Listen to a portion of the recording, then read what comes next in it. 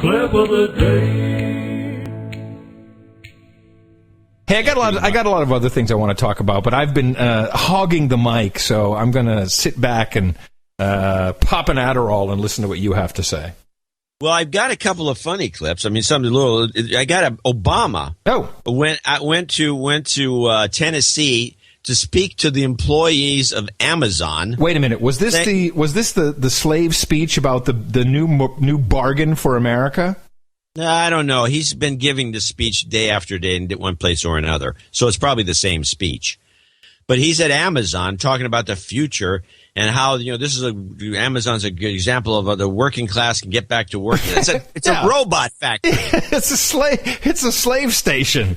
It's a slave station. Everything's done by robots. Yeah. It's like they have a few employees, and they're all back there, including some blonde bimbo that was back there smiling. Was she hot? They had a bunch of people behind him. Yeah. So he goes off prompter for just a second. Uh-oh. And he starts to stammer. Oh, now, really? I've heard him stammer. Sorry? Really, I said. Like, really stammer? Never heard of such a thing. So he starts to stammer, and this is the worst I think I've ever heard him do it. And so I'm going to ring the bell as he repeats himself every time he says the same word over and over again. And we'll try to keep count. Ready? Yep. Hit it. I want to tell everybody. I want to tell everybody here the truth. And look, I know that the politics for Obama aren't always great in Tennessee. I understand that. But I want everybody to just hear the honest truth. I've run my last campaign, so I don't need to spin.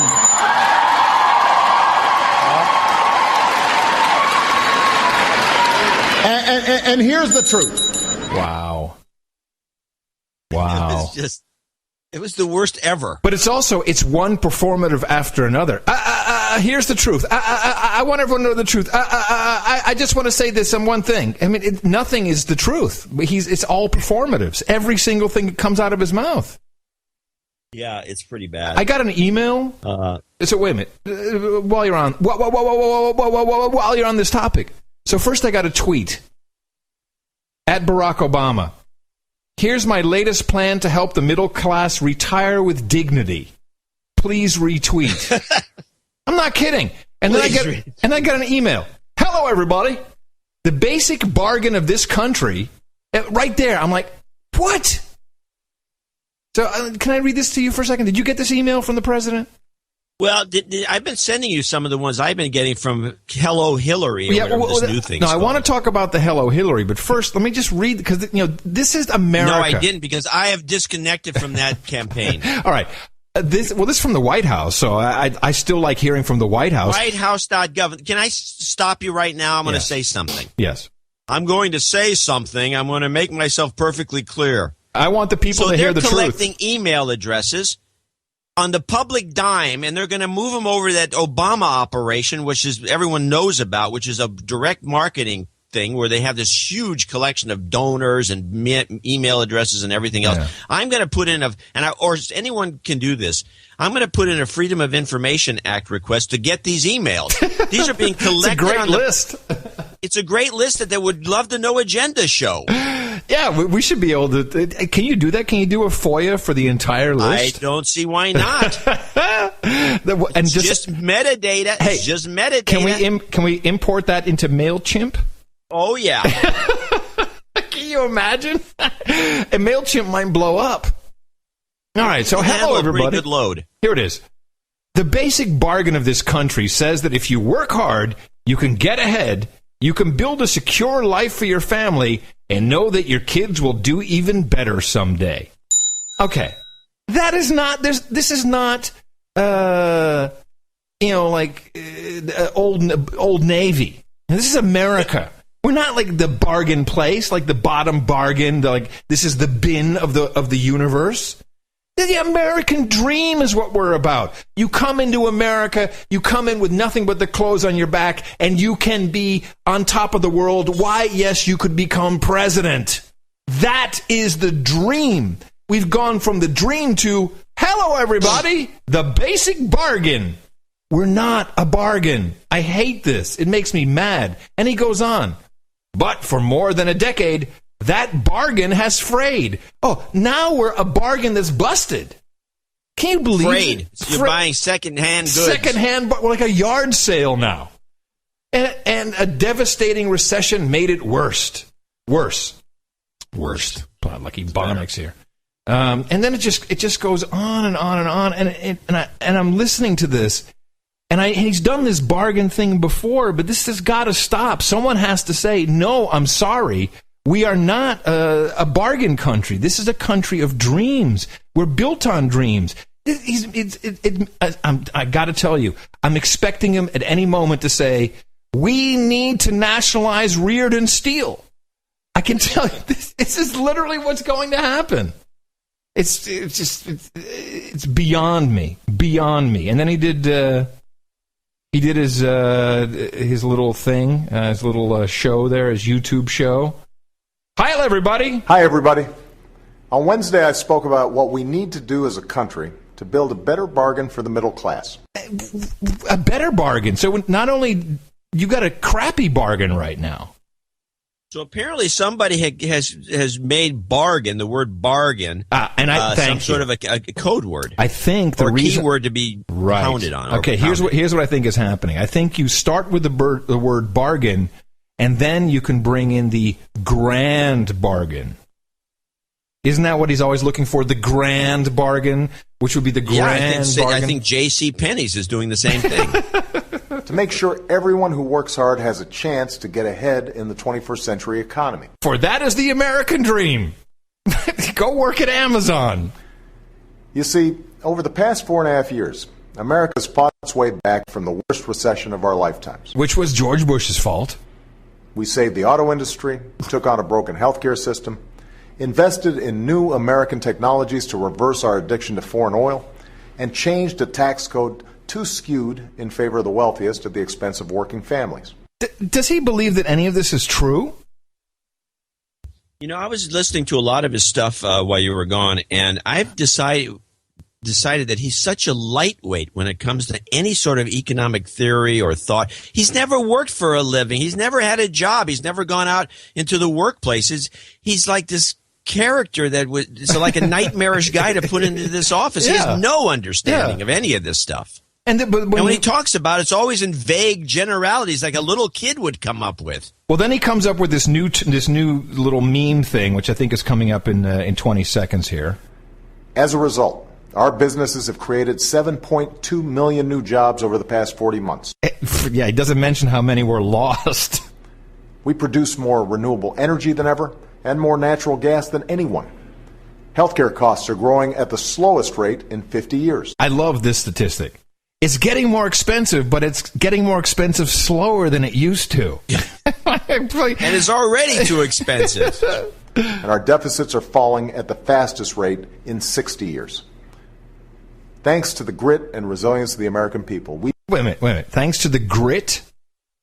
What does that mean, the grit and resilience of the American people? We're tough. Does that mean that we have our faces in the mud?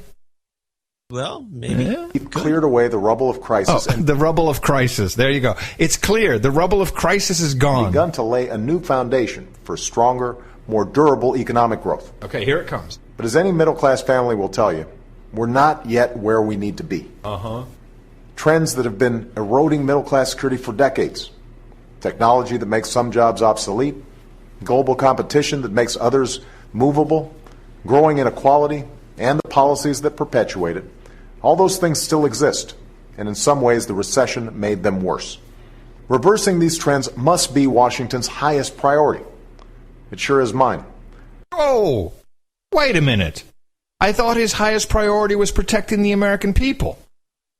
Well, it keeps changing from, they're experimenting. But even that it's a work in progress. But even that, and the 500 people that listen to that little thing, you included, they're pretty liberal about what they're going to do. All right. But over the past couple of years in particular, Washington has taken its eye off the ball. And I've been reading that. I've been reading that book, by the way, this town.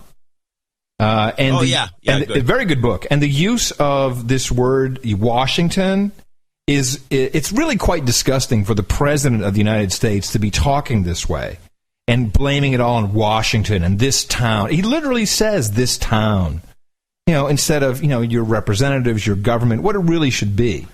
An endless parade of distractions and political posturing and phony scandals. Okay, so the phony scandals thing, that got my goat. That's a huge meme. That got my goat. It really got my goat. And well, he said, by the way, at all these speeches, and he said it at the Amazon facility. He uses phony scandals, phony scandals. So it's a major meme. So Jay Carney, Spokeshole Carney, is called on this by Chuck Scarborough on Morning Joe. And typically, this is a lame-ass show. You got Mika Brzezinski, and it's just dumb. The whole show is dumb. You got dumb people on it saying dumb things. But once in a while, something happens, and Carney came out with the phony baloney thing again. In this case, about the IRS, and Joe Scarborough wipes his ass all over the place, and Carney gets so flustered. First of all, he's smirking. He's like, and he's standing in front of the White House, on the lawn where the typical setup is for the news anchors, and Scarborough is back at base or wherever he is. And Scarborough sees him and says, "Oh, I see you're laughing, you're smirking, or whatever, but this is not funny, and you can't, this is not what you said it was. This is not just a couple of people in the Cincinnati office. There's something actually going on here, and you're going to talk about phony scandals. You have to own up to this one." And Carney slips up in a big way. I don't think anyone noticed it. Scarborough didn't notice it.